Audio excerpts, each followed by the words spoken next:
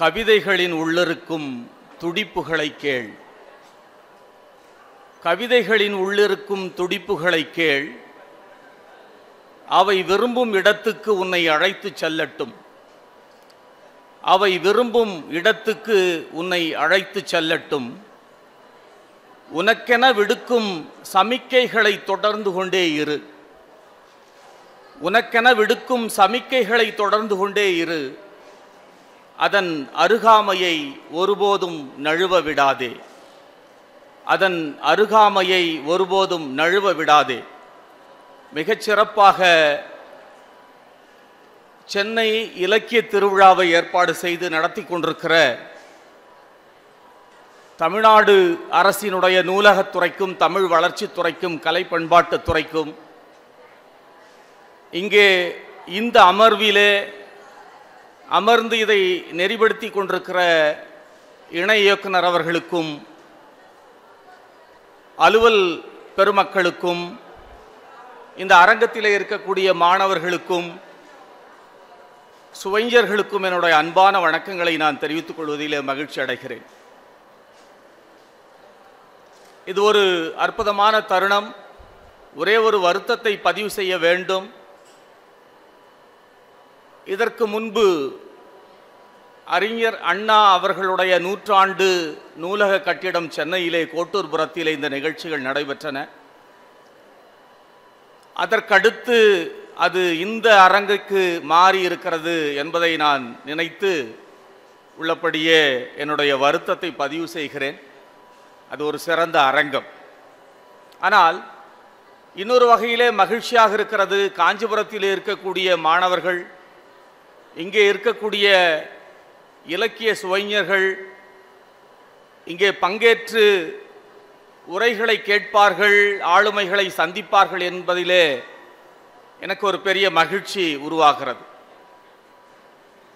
எப்பொழுதுமே ஒரு நாணயத்தினுடைய 2 பக்கங்களைப் போல எல்லாவற்றிலுமே 2 தன்மைகள் இருக்கின்றன என்பதை நாம் புரிந்து கொள்ள வேண்டும். அதை போலத்தான் இந்த நிகழ்ச்சியினுடைய ஏற்பாடும் இருக்கிறது என்று நான் நினைக்கிறேன். என்னிடம் மணிகண்டன் அவர்கள் பேசிய போது ஒரு தலைப்பை கேட்டிருந்தார்.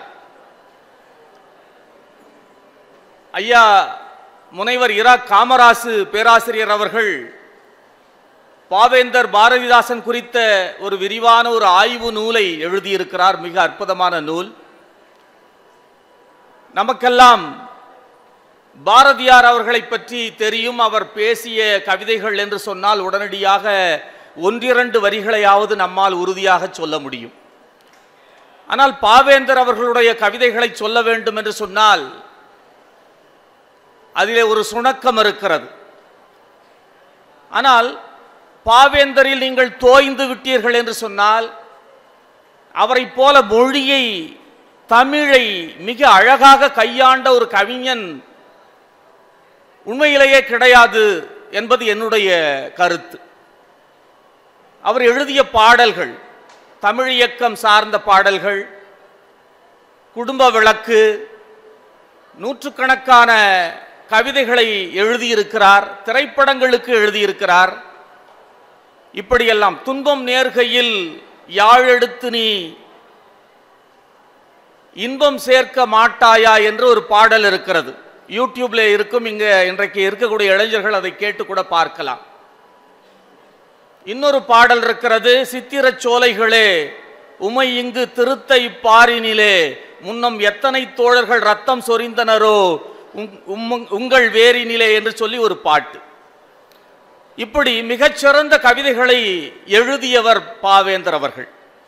அவரை பற்றிய அந்த ஆய்வு நூலிலே அவர் ஒரு உலக கவி, உலக கவிஞர் என்கின்ற அந்த ஆய்வு நூலினுடைய இறுதி பகுதியிலே காமராஜ் அவர்கள் மனிதனை தேடி என்கின்ற ஒரு நீண்ட கவிதையை பாவேந்தருக்கு அஞ்சலியாக எழுதியிருக்கிறார்.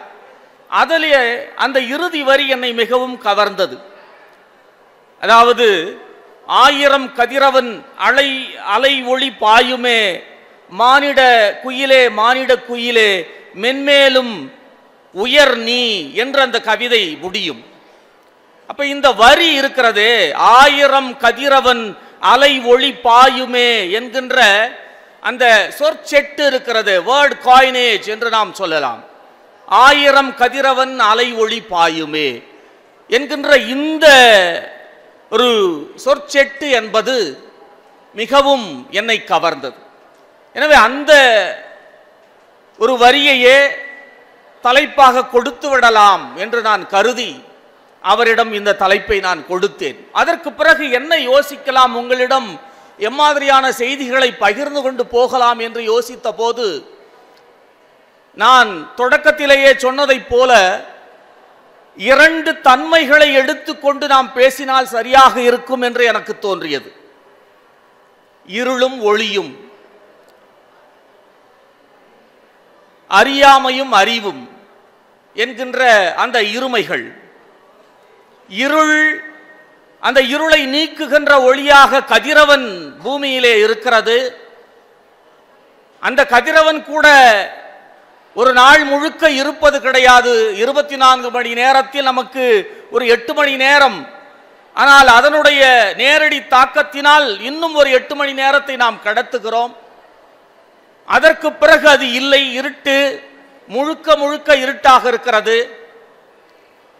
எனவே இருளையும் ஒளியையும் சேர்த்து ஒரு ஒப்பீடு செய்து நாம் பேசலாமே என்று எனக்கு தோன்றியது.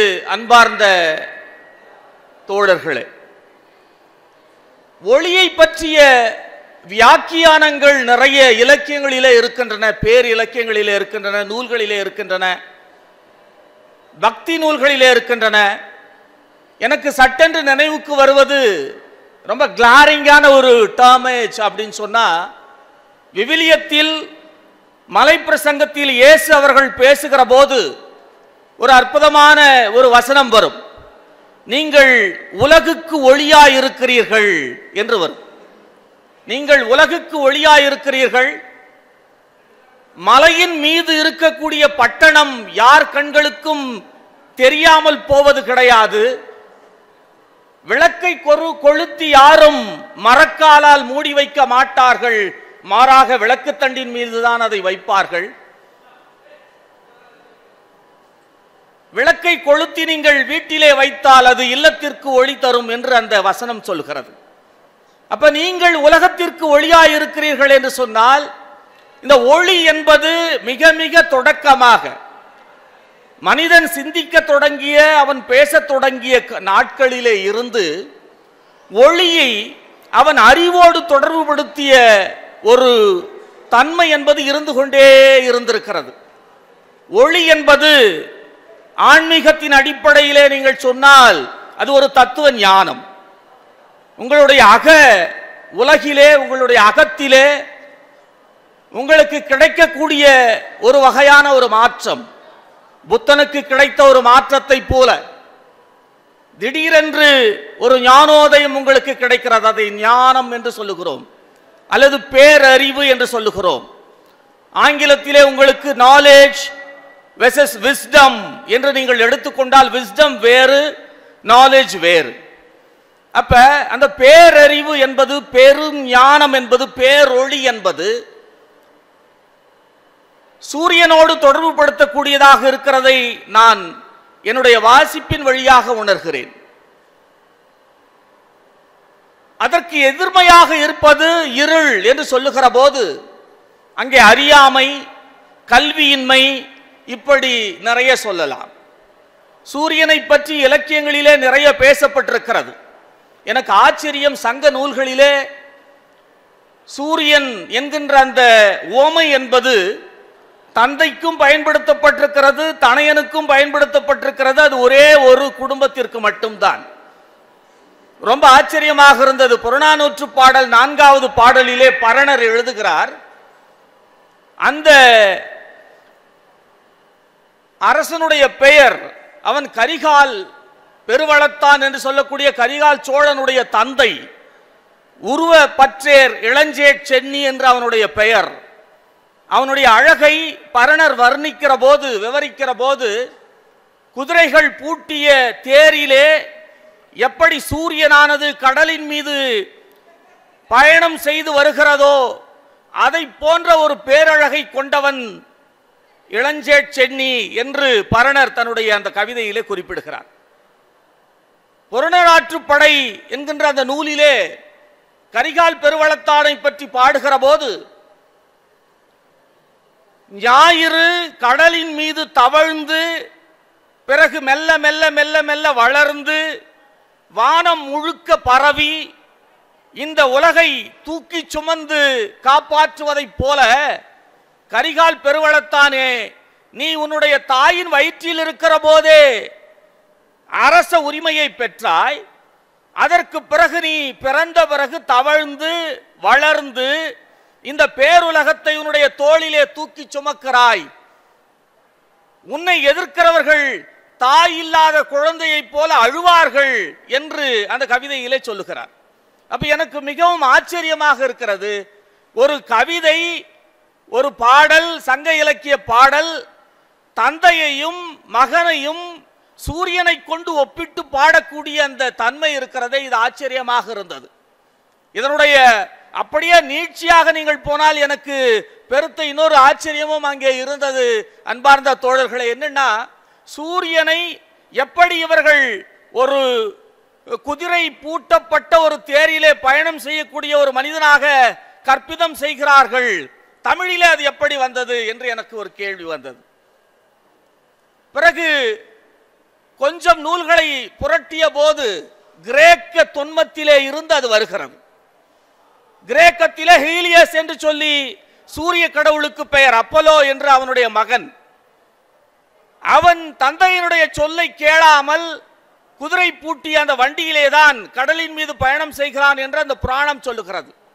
அப்ப தொடக்க காலத்திலே இருந்தவர்கள் ஒரே மாதிரியாகத்தான் சிந்தித்திருக்கிறார்கள் என்பது நமக்கு தோன்றியது. அன்பார்ந்த தோழர்களே, அப்ப இந்த சூரியன் என்பது ஒரு ஒளியினுடைய ஒரு பிரதிநிதி குறியீடு என்று வருகிற போது, அது ஒளி தருகிற போது எல்லாவற்றிற்கும் சமமான ஒளி கிடைக்கிறதா என்று சொன்னால் உண்மையிலேயே அறிவியலில் நமக்கு பெரிய ஆச்சரியங்கள் காத்து கொண்டிருக்கின்றன. சூரியனிடமிருந்து பூமிக்கு ஒளி வருவதற்கு சற்றேறக்குறைய 8.3 நிமிடங்கள் ஆகிறது என்பது உங்களுக்கு தெரியும். இங்க இருக்கக்கூடிய மாணவர்கள் அதை படித்திருப்பீர்கள் அறிவியலிலே. பால்வழி திரளிலே இது இருக்கிறது. சூரியன் நமக்கு பூமிக்கு அருகில் இருக்கக்கூடிய ஒரே ஒரு சூரியன் நமக்கு இன்றைக்கு ஒளி கொடுத்து கொண்டிருக்கக்கூடிய விண்மீன் தான். அது ஒரு நட்சத்திரம். அது அதை தாண்டி வேறொரு சூரியன் எங்கே இருக்கிறது என்று பார்த்தால் ஆல்பா சென்டாரி என்று சொல்லி ஒரு சூரியன் இருப்பதாக சொல்லுகிறார்கள், விண்மீன். அது நம்ம சூரியனுக்கும் தள்ளி இருக்கிறதா, ஆல்பா சென்டாரி.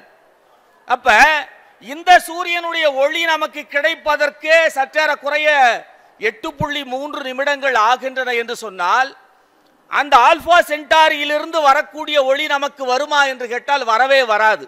ஏன்னா நமக்கும் பூமிக்கும் அந்த ஆல்பா சென்டாரி என்று சொல்லக்கூடிய இன்னொரு சூரியனுக்கும் இடையில் இருக்கக்கூடிய அந்த தூரம் இருக்கிறதே, அது கிட்டத்தட்ட 25 ட்ரில்லியன் மைல்கள் என்று சொல்கிறார்கள். அப்ப இதை போன்ற ஒரு சூரியனிடமிருந்து வரக்கூடிய அந்த ஒளியே மிகவும் சக்தி வாய்ந்தது. அதாவது 1361 வாட்ஸ். அவ்வளவு வாட்ஸை நம்ம பழகி பழகி நமக்கு அது ஒரு பெரிய ஒளியாக தெரியவில்லை, ஆனால் மிகவும் பெரிய ஒளிதான் அது. அப்ப அந்த அளவிற்கு சூரியனுக்கு அருகில் இருந்தாலுமே, அதாவது நீங்க வானவியல் அடிப்படையில் சொன்னால் சூரியனுக்கு அருகில் இருந்தாலுமே ஆல்பா சென்டாரியில் இருந்தே கூட ஒளி நமக்கு வந்து சேராது என்பதுதான் உண்மை.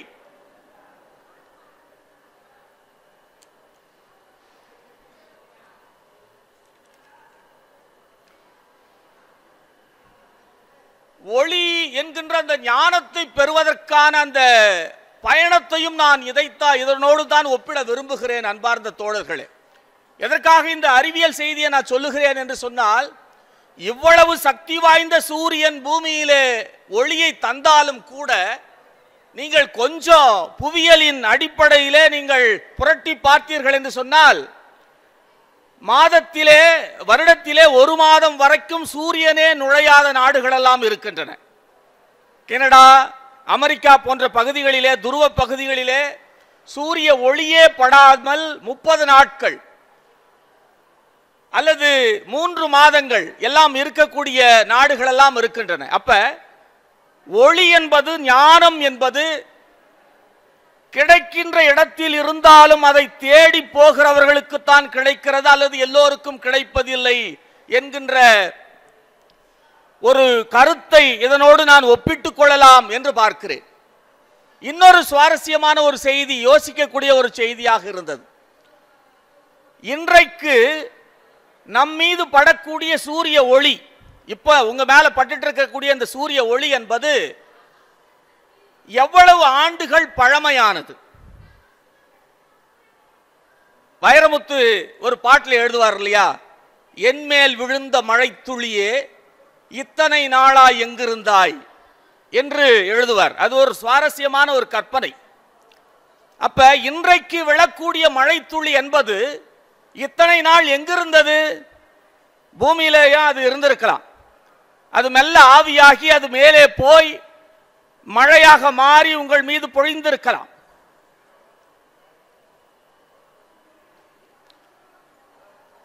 அப்ப இதை போன்ற ஒரு அந்த கற்பனை. அப்ப எனக்கு பெரிய ஆச்சரியமாக இருந்தது என்ன அப்படின்னு சொன்னா,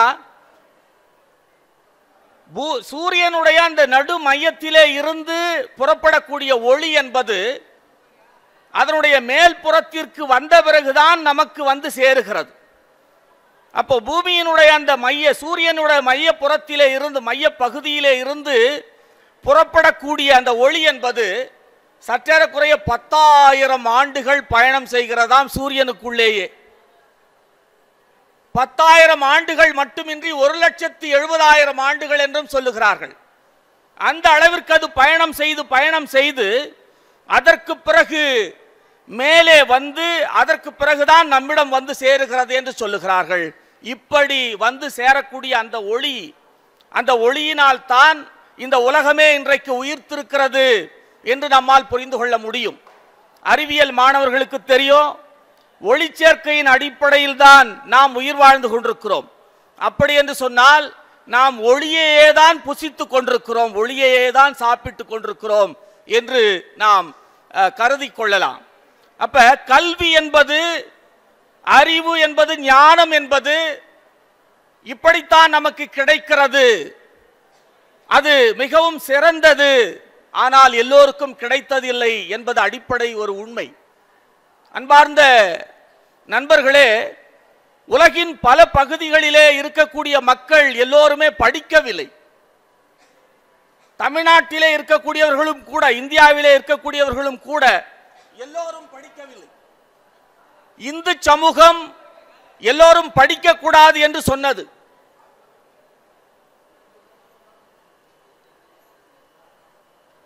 ஒடுக்கப்பட்ட மனிதன் கல்வி கற்பதற்கு துணிந்தான் என்று சொன்னால், அவனுடைய கல்வி கற்கக்கூடிய இடத்திலேயே, ஓதக்கூடிய இடத்திலேயே அவன் போய் இருக்கிறான் என்று சொன்னால், அவன் காதிலே வெந்நீரையும் ஈயத்தையும் காய்ச்சி ஊற்ற வேண்டும். ஒருவேளை தவறுதலாக அவன் கற்றுக்கொண்டு அதை சொல்லுகிறான் என்று சொன்னால் அவனுடைய நாக்கை வெட்டிவிட வேண்டும் என்றெல்லாம் நமக்கு குறிப்புகள் இருக்கின்றன. உங்களுக்கு ராமாயணத்திலிருந்து ஒரு கதை சொல்லணும். வால்மீகி ராமாயணம். ராமன் அரசனாக இருக்கிறான்.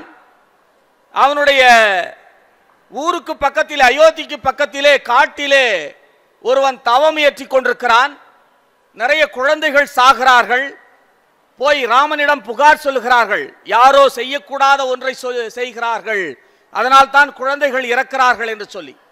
உடனே இவன் தேடி சென்று காட்டுக்குள் போய் பார்க்கிறான். ஒருவன் தலைகீழாக தவம் ஏற்றி கொண்டிருக்கிறான். ராமன் அவனிடம் கேட்கிறான், உன்னுடைய பெயர் என்ன? என்னுடைய பெயர் சம்புகன். நீ எந்த குலத்தை சேர்ந்தவன்? நான் சூத்திர குலத்தை சேர்ந்தவன். சூத்திரன் தவம் ஏற்றக்கூடாது என்று உனக்கு தெரியாதா என்று சொல்லிவிட்டு சடார் என்று தன்னுடைய வாளை உருவி சம்புகனுடைய தலையை அங்கேயே கொய்து விடுகிறான். ராமனுடைய நீதி பரிபாலனம் என்பது இதுதான். இந்தியா அப்படித்தான் இருந்தது. ஆனால் இதையெல்லாம் மாற்றி இந்தியாவில் இருக்கக்கூடிய ஒடுக்கப்பட்ட மக்கள் படிக்க வேண்டும், எல்லோரும் படிக்க வேண்டும் என்று சொன்னது நம்முடைய தமிழ்நாடு.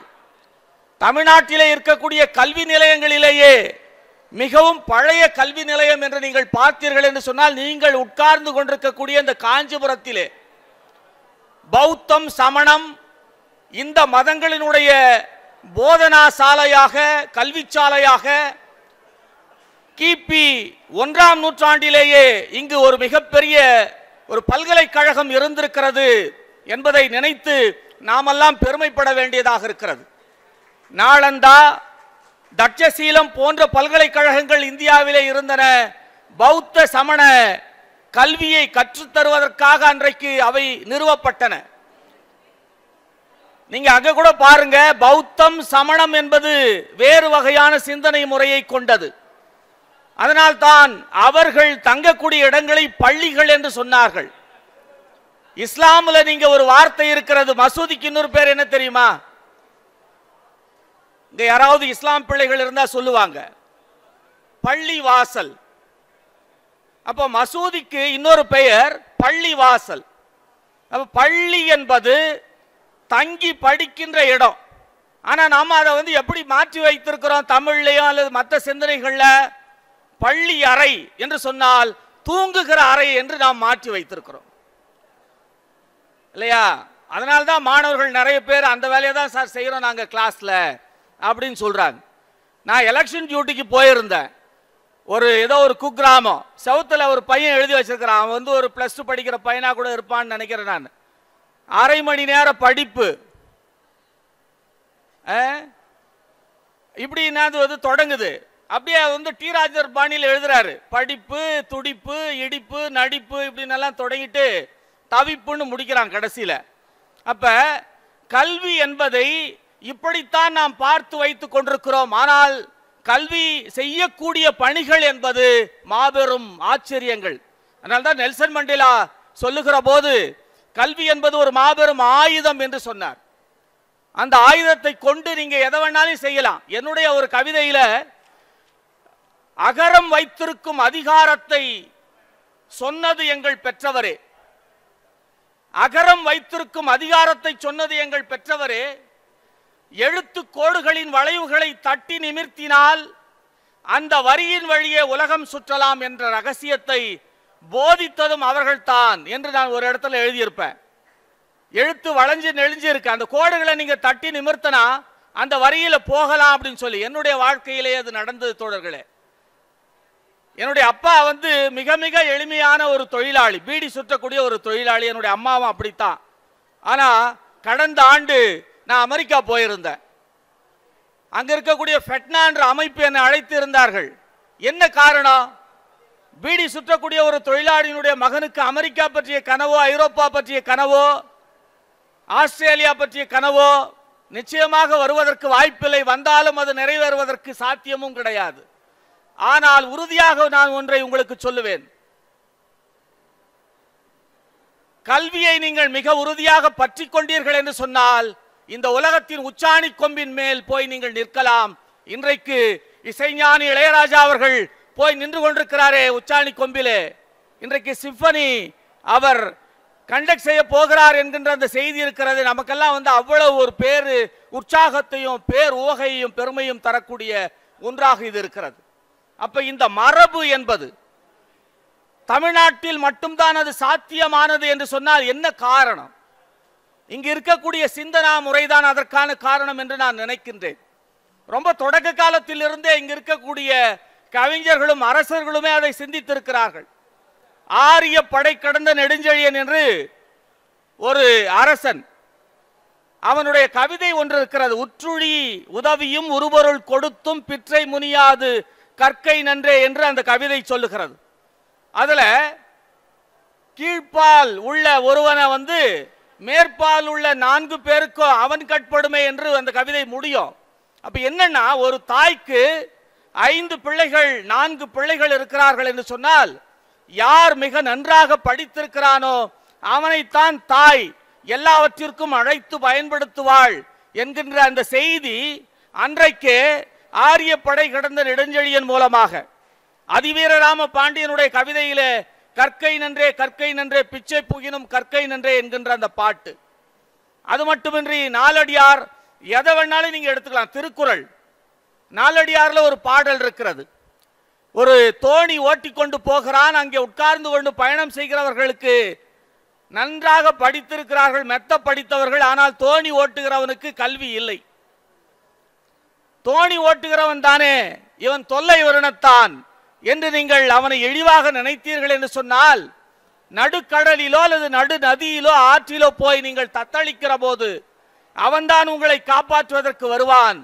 அப்படித்தான் கல்வி உங்களை காப்பாற்றும் என்று அந்த நாலடியார் பாடலிலே நமக்கு செய்திகள் கிடைக்கின்றன. வள்ளுவ பெருந்தகை சொல்லுகின்ற பல செய்திகள் உங்களுக்கு தெரியும். அப்ப கல்வி இருக்கக்கூடிய இடம்தான் வெளிச்சம் இருக்கின்ற ஒரு இடம், ஒளி இருக்கின்ற இடம் என்பதை நாம் புரிந்து கொள்ள முடியும். தமிழ்நாட்டிலே அந்த மரபு என்று நான் சொன்னேன். ஒரே ஒரு 2-3 வரலாற்று செய்திகளை நான் உங்களுக்கு நினைவுபடுத்த வேண்டும். கம்யூனல் கவர்மெண்ட் ஆர்டர் என்று சொல்லி தமிழ்நாட்டிலே நீதி கட்சி ஆட்சிக்கு இருந்த போது 1927ஆம் ஆண்டு ஒரு ஆணையை பிறப்பித்தார்கள். 1927 நீதி கட்சி ஆட்சியிலே அப்பொழுது இருக்கிறது. அப்ப அந்த தமிழ்நாட்டிலேயே முதல் ரிசர்வேஷன் என்று சொன்னால் அதுதான். இவர்கள் தான் கொண்டு வருகிறார்கள். தமிழ்நாட்டில் தான் அது கொண்டு வரப்பட்டது. அதற்கு பிறகு மைசூரிலே அது பரவியது. சென்னை ராஜதானியில் தான் முதலில் அது அமல்படுத்தப்பட்டது. என்ன மாதிரி அவங்க கொடுத்திருக்கிறாங்க பாருங்க. பார்ப்பனர் அல்லாத இந்துக்களுக்கு 44%, இஸ்லாமியர்கள் கிறிஸ்தவர்கள் 2 பேருக்கும் சேர்த்து 16%, 16 விழுக்காடு. தீண்டப்படாதவர்களுக்கு தலித்துகளுக்கு 8 விழுக்காடு அன்றைக்கே தந்திருக்கிறார்கள் என்பது நம்முடைய வரலாறு. நம்முடைய தமிழ்நாட்டிலே தொடங்கப்பட்ட பள்ளிகள் நிறைய. எம்.சி. ராஜா, அயோத்திதாச பண்டிதர், ரட்டமலை சீனிவாசன் போன்றவர்களெல்லாம் ஒடுக்கப்பட்ட மக்களுக்கு தனியாக பள்ளி தர வேண்டும், தொடங்க வேண்டும் என்று சொன்னார். சாவித்ரிபாய் புலே உங்களுக்கு தெரியும், புலேனுடைய துணைவியார். மகாராஷ்டிராவிலே அவர் பள்ளியை தொடங்கி முதலில் பெண்களுக்கு அவர்தான் பள்ளியை கட்டுகிறார், நடத்துகிறார். அந்த அம்மையார் வந்து பள்ளிக்கூடத்திற்கு போகிற போது காரணம் என்னன்னு சொன்னா, அன்றைக்கு பெண்களை யாருமே படிக்கிறதுக்கு அனுப்பவே இல்லை. இன்னும் வினோதமான பழக்கங்கள் எல்லாமே இருந்ததா. ஜோதிராவ் புலேனுடைய அந்த வரலாற்றை படிக்கிற போது நமக்கு தெரிகிறது என்னன்னு சொன்னா, எழுத்தே படிக்க கூடாதான், அது வந்து தீட்டு அப்படின்னு அவ சொல்லி வச்சிருக்கா. நம்மால் வந்து அதை உடனடியாக கேட்டுருவான். மற்றவர்கள் ஒரு ஏழை சொன்னாலும் கேட்க மாட்டான். அப்ப அவர்கள் சொன்னதை கேட்டு பள்ளிக்கூடம் போயிட்டு வந்த பிள்ளைகள் முதலில் என்ன செய்ய வேண்டும் என்று சொன்னால், அந்த பைய புத்தகங்கள் இருக்கக்கூடிய புத்தக கட்ட பைய தூக்கி கொண்டு போய் கிணற்றடியில் வைத்து விட வேண்டும். அங்கேயே தண்ணீரை மொண்டு குளித்து விட்டு தீட்டு கழித்து கொண்டு அதற்கு பிறகுதான் வீட்டுக்குள்ளே அவர்கள் நுழைய வேண்டும். இப்படியான ஒரு சூழல் அன்றைக்கு இருந்திருக்கிறது. அந்த காலகட்டத்தில் தான் ஜோதிராவ் புலே அவர்கள் பள்ளியை தொடங்குகிறார். ஆனால் அந்த பள்ளிக்கு பெண்களை யாரும் அனுப்பவில்லை. அதனால் தன்னுடைய மனைவியையே ஆசிரியராக மாற்றுகிறார். அவர்கள் தினம்தோறும் பள்ளிக்கு நடந்து போகிற போது செருப்பையும் முரத்தையும் துடைப்பத்தையும் சாணியையும் மலத்தையும் அந்த பெண்ணின் மீது வீசி எறிகிறார்கள். பண்பாட்டை கெடுக்க வந்தவள், ஒழுக்கத்தை சீர்குலைக்க வந்தவள், பெண்களை படிக்க சொல்லுகிறார்களே, இது யாருக்கு அடுக்கும்? நம்முடைய பண்பாடதை அனுமதிக்கிறதா, மதமதை அனுமதிக்கிறதா என்றெல்லாம் இவர்கள் கொதிக்கிறார்கள். அந்த அம்மா அதையெல்லாம் ஏற்றுக்கொண்டு பையிலே இன்னொரு புடவையை எடுத்துக்கொண்டு போவார்களாம். கூடுதலாக பள்ளிக்கு சென்ற பிறகு அழுக்கடைந்த அந்த புடவையை கழற்றி வைத்துவிட்டு அந்த இன்னொரு புடவையை, மாற்று புடவையை கட்டி கொண்டுதான் அவர்கள் பாடம் நடத்துவார்களாம். ஆனா நாம என்ன பண்ணிட்டு இருக்கோம்? சாவித்ரிபாய் புலேனுடைய பேர் இன்னைக்கு கேட்டா நிறைய பேருக்கு தெரியாது, பெண்களுக்கே தெரியாது, பெண் பிள்ளைகளுக்கே தெரியாது. அவர்களுக்கு தெரிந்த பேர்களெல்லாம் வேற. அதை பற்றி நான் இங்க சொல்ல விரும்பல, இல்லையா? ரீல்ஸ்லயோ அல்லது வேற விஷயங்களை இணையத்திலேயோ அவர்கள் எப்பொழுதுமே மூழ்கி கிடக்கிறார்கள். பெண் பிள்ளைகள் மட்டுமல்ல, ஆண் பிள்ளைகளும் கூடத்தான். ஆனா இந்த பெண்கள் நிறைந்திருக்கிற இந்த சபையில நான் ஒன்றை உங்களுக்கு சொல்றேன், வலியுறுத்தி. ஆண்களை நீங்க விட்டுருங்க. ஆனா பெண்கள் உறுதியாக நிச்சயமாக அவர்கள் கற்றே தீர வேண்டும், படித்தே தீர வேண்டும். அந்த படிப்பு ஒன்றுதான் உங்களுக்கு பாதுகாப்பாக இருக்கும், உங்களுடைய சிந்தனையை தெளிவாக்கும். என்ன மாதிரியான செய்திகள் இன்றைக்கு வருகிறது? ஒரு ஐஐடியினுடைய இயக்குநராக இருக்கக்கூடிய ஒருவர் கோமியம் குடிச்சா எல்லா நோயும் சரியாகும், சாணியை சாப்பிட்டா எல்லா நோயும் சரியாகிடும் அப்படின்னு பேசுற ஐஐடியினுடைய இயக்குனர். அப்புறம் இன்னும் பாடம் எடுக்கிறாங்க. என்ன பாடம்? எதுக்கு கணவனுடைய எச்சில் தட்டில் பெண்கள் சாப்பிட வேண்டும் தெரியுமா? கணவனுடைய எச்சில் அந்த சோற்றில இருக்கும், உணவில இருக்கும், அதில் டிஎன்ஏ கலந்திருக்கிறது. பெண்கள் அதை சாப்பிட்டால்தான் அவர்கள் கணவனுக்கு அடங்கி ஒடுங்கி பக்தியோடு இருப்பார்கள், அவர்கள் உடலுக்கு அந்த டிஎன்ஏ போகும் என்று சொல்றாங்களாம். நான் இதை சொல்லுகிற போதே அப்படியெல்லாம் இல்லைன்னு நிறைய பெண் பிள்ளைகள் தலையாட்டுறாங்க. அதான உண்மை. ஆனா வாட்ஸ்அப் யூனிவர்சிட்டி நடத்துறதுக்கு யார்கிட்டயாவது பர்மிஷன் வாங்கணுமா என்ன? உங்க பாட்டுக்கு நீங்க எதனா ஒண்ணு போட வேண்டியதா, அடிச்சு விட வேண்டியதா. பிற்போக்குத்தனமான கருத்துக்களை தொடர்ந்து பரப்பக்கூடிய ஒரு போக்கு என்பது இருந்து கொண்டே இருக்கிறது என்பதை நாம் புரிந்து கொள்ள வேண்டும். எல்லாருக்கும் கல்வி கிடைக்கிறதா? இல்ல. ஒடுக்கப்பட்ட மக்களுக்கு அதுவும் இன்னும் மோசமாக இருக்கிறது. இந்தியாவினுடைய புள்ளி விவரத்தை சொல்லணும் அப்படின்னு சொன்னா, இன்றைக்கு இந்தியாவில் 73% பேர் கல்வி கற்றவர்கள் இருக்கிறார்கள். கடைசியா எடுத்த புள்ளி விவரத்தினுடைய அடிப்படையில் 10 ஆண்டுக்கு ஒரு முறை கணக்கெடுக்க வேண்டும். நடந்து கொண்டிருக்கக்கூடிய ஒன்றிய அரசு அந்த கணக்கை எடுக்கவில்லை. அப்ப கடைசியாக எடுத்த கணக்கெடுப்பின்படி, மக்கள் தொகை கணக்கெடுப்பினுடைய விவரத்தின்படி 73 விழுக்காட்டினர் இந்தியாவிலே படித்திருக்கிறார்கள். சரி, அதிலே ஒடுக்கப்பட்டவர்கள் தலித்துகள் எவ்வளவு படித்திருக்கார்கள் என்று சொன்னால் 66 விழுக்காடு. வேறுபாடு நீங்க புரிஞ்சுங்க. பெண்கள் பொதுவாக எவ்வளவு பேர் படிச்சிருக்காங்க அப்படின்னா 69 விழுக்காடு. அப்ப 69க்கு 73க்கு எங்க இருக்கிறது? அதிலே 4 வேறுபாடு வந்து விடுகிறது, 4 புள்ளிகள் வேறுபாடு வருது. அப்ப இந்த வேறுபாடு என்பது பாரதூரமான விளைவுகளை ஏற்படுத்துவதை நாம் பார்க்கிறோம். இந்த ஊர்ல இருக்கிற ஒருத்தர் தான் சொன்னார், அவர் பேரை நான் சொல்ல விரும்பல, வேலைக்கு போகின்ற பெண்கள் ஒழுக்கம் கெட்டவர்கள் சொன்னார். இந்த ஊர்ல இருக்கக்கூடிய ஒருத்தர் தான், மிகப்பெரிய அதிகாரத்தில் இருக்கிறவர்கள். நீங்க இங்க இருக்கிறவங்க அதை ஏத்துக்கிறீங்களா? இன்னும் சத்தம் போதலை எனக்கு. இன்னொரு முறை, படிக்க போற பெண்கள் ஒழுக்கம் கெட்டவர்களா? வேலைக்கு போற பெண்கள் ஒழுக்கம் கெட்டவர்களா? அப்ப இதை சொன்னவரை நம்ம என்ன செய்யணும்? நீங்க அது உங்க விருப்பம், நான் சொல்ல விரும்பல. அப்ப இதை போன்ற பிற்போக்குத்தனமான விஷயங்களை இங்க வந்து பரப்பி கொண்டிருக்கிறார்கள். இதை எதிர்ப்பதற்கே நமக்கு முதல்ல சிந்தனை வேணும், ஒளி வேணும். மனதுக்குள் ஒளி வந்தால்தான் வந்து வள்ளுவன் சொன்னா, இருள் நீங்கி இன்பம் பயக்கும் அருள் நீங்கி மாசரு காட்சி அவருக்கு என்று அந்த குறள். இருள் நீங்கி இன்பம் பயக்கும், இருள் போனால்தான் இன்பமே வரும். இதற்கு யாரெல்லாம் பொழிப்புரை எழுதியிருக்கிறார்கள் என்று பார்க்கிற போது தலைவர் கலைஞர்களுடைய பொழிப்புரை தான் மிகச் சிறந்ததாக இருந்தது. மயக்கம் தெளிந்து மாசற்ற உண்மையை உணர்ந்தால் அறியாமை அகன்று நலம் தோன்றும் என்று அவர் எழுதுகிறார். அப்ப அறியாமையை போக்குகின்ற, அந்த மயக்கத்தை போக்குகின்ற அந்த ஒளி இருக்கிறதே, இந்த ஒளி கல்வியின் மூலமாகத்தான் வரும் என்கின்ற அந்த செய்தியை நீங்கள் புரிந்து கொள்ள வேண்டும். தமிழ்நாட்டுக்கு இந்த மரபு இருக்கிறது. ஒரே ஒரு 2 செய்தியை நான் சொல்லணும். நிறைய 45 நிமிடம் என்று சொன்னார்கள், 5 மணித்துளியில முடிச்சிடணும்னு சீட்டு கொடுத்துருக்காங்க. ஒரு 2 செய்தியை மட்டும் நான் சொல்லிடுறேன், நீங்க அனுமதிக்கணும். அதாவது, தமிழ்நாட்டில் ஏன் இந்த மரபு இருக்கிறது என்று சொன்னால் அதுக்கு ரொம்ப முக்கியமான ஒரு காரணம் இருக்கிறது. இங்கு எடுத்த நடவடிக்கைகள், நான் ஏற்கனவே சொன்ன நீதி கட்சி எடுத்த நடவடிக்கைகள் என்று சொல்லி ஒரு புள்ளி விவரம், ஹர்தே கமிட்டி என்று சொல்லி 1930ஆம் ஆண்டுல எடுத்த ஒரு கணக்கெடுப்பு. தமிழ்நாட்டில் அன்றைக்கு எத்தனை பேர் படித்திருந்தார்கள், சென்னை மாகாணத்தில் கல்வி பெற்றவர்கள் அப்படின்னு பார்த்தா, ஆண் பெண் 2 பேருமே சேர்ந்து தொடக்க நிலையில எத்தனை பேர் சொன்னா 2,24,873 பேர் 1930ஆம் ஆண்டிலேயே. 2 லட்சம், கிட்டத்தட்ட 3 லட்சம் பேர் அன்றைக்கு படித்திருக்கிறார்கள்.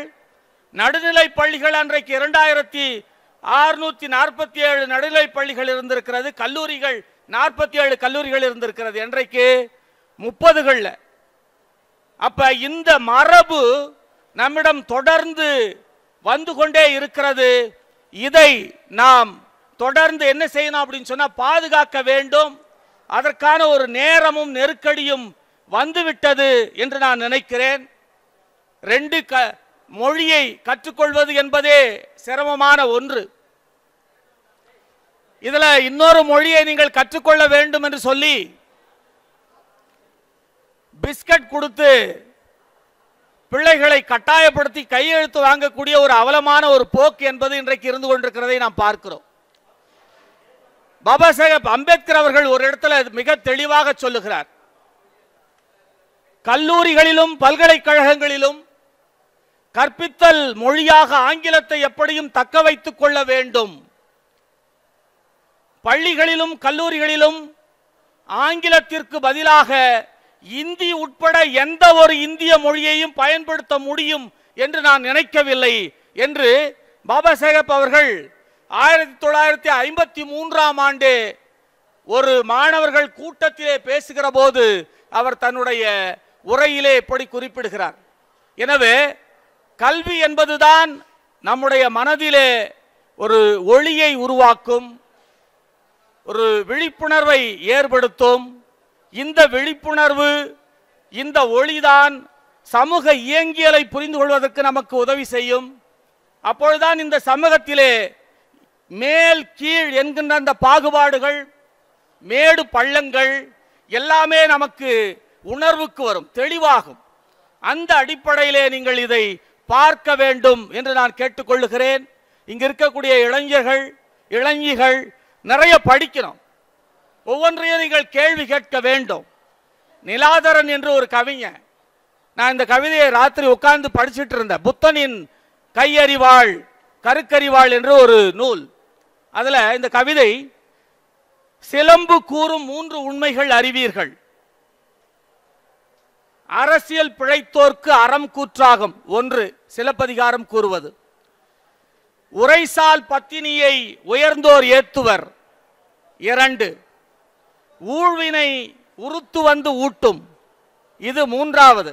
ஆனால் கவிஞன் என்ன சொல்றான், 4வது உண்மை ஒன்றுண்டு அப்படின்னு சொல்லிட்டு அவன் என்ன சொல்றான், பால் சுரக்கும் மார்பு தேவையெனில் தீ சுரக்கும் என்று அவன் எழுதுகிறான். கண்ணகி மதுரையை எரிக்கிற அந்த காட்சியை நீங்கள் நினைவுபடுத்தி பார்த்துக் கொள்ளலாம். தன்னுடைய மார்பிலே ஒன்றைத்தான் திருகி எரிந்து பற்றுக தீ என்று மதுரையின் மீது வீசுகிற போது அது பற்றி எரிகிறது. அப்ப கவிஞன் அதை எப்படி பார்க்கிறான் என்றால், வெறுமனே பிள்ளைகளை வளர்ப்பதற்கு மட்டுமே அந்த அவயம் அங்கம் பயன்படாது, கொடுமை தீமை என்று ஒன்று இருக்கிறது என்று சொன்னால் அதை கொளுத்துவதற்கு எரிப்பதற்கு தேவையான தீயை உற்பத்தி செய்யக்கூடிய ஒரு ஆயுதமாகவே அது மாறும் என்று அந்த கவிஞன் அதை சொல்லுகிறார். எனவே வரலாற்றை நாம் புரிந்து கொள்வதற்கு நிச்சயமாக ஒளி, அந்த ஒளி கல்வியிலிருந்து தான் நமக்கு கிடைக்கும். ஏனென்றால் இந்திய வரலாறு என்பது உலக வரலாறுகளிலிருந்து வேறுபட்டது. இறுதியாக இந்த கவிதையை சொல்லி நான் இந்த உரையை நிறைவு செய்யலாம் என்று நான் நினைக்கிறேன். எத்தனையோ வேலி கதிர்களை அறுத்தன எங்கள் கதிர் அறிவார்கள். எத்தனையோ வேலி என்று சொன்னால் அளவு, ஒரு நிலத்தினுடைய அளவு. எத்தனையோ வேலி கதிர்களை அறுத்தன எங்கள் கதிர் அறிவாள்கள், ஆனாலும் நிறையவில்லை வரலாற்றில் அரைப்படி என்று அந்த கவிஞன் எழுதுகிறான். ஆனாலும் நிறையவில்லை வரலாற்றில் அரைப்படி. அப்ப அந்த அளவிற்கு எப்படியான சூழல் வந்தாலுமே ஒடுக்கப்படுகிற மக்கள், பெண்கள், குழந்தைகள், ஏழைகள் இவர்கள்தான் பாதிக்கப்படுகிற பக்கத்திலே எப்பொழுதுமே இருந்து கொண்டிருக்கிறார்கள். இதை மாற்றுவதற்கான ஒரே ஒரு வழி என்ன அப்படின்னு சொன்னா ஒளி. இந்த ஒளி என்பது நமக்கு கல்வியின் மூலமாகத்தான் கிடைக்கும், வாசிப்பதின் மூலமாகத்தான் கிடைக்கும், அறிந்து கொள்வதன் மூலமாகத்தான் கிடைக்கும். அதை நோக்கி உங்களுடைய பார்வையை திருப்ப வேண்டும், உங்களுடைய தேடுதலை வைத்துக் கொள்ள வேண்டும் என்று சொல்லி கேட்டுக்கொண்டு இந்த அரங்கிலே வருகை தந்திருக்கிற எனக்கு மிகவும் பிரியமான எழுத்தாளுமைகள் எஸ் ராமகிருஷ்ணன், இமயம், அதே போல என்னுடைய மிக நெருக்கமான தோழர் நீதிமணி, என்னுடன் வருகை தந்திருக்கிற அன்புக்குரிய தம்பி கவிஞர் பிரபு, பாரத் நேற்று உங்களோடு பேசினார் நான் பார்த்தேன். அனைவருக்கும் என்னுடைய வணக்கங்களை இன்னொரு முறை சொல்லி உங்களிடமிருந்து நான் விடைபெறுகிறேன். நன்றி, வணக்கம்.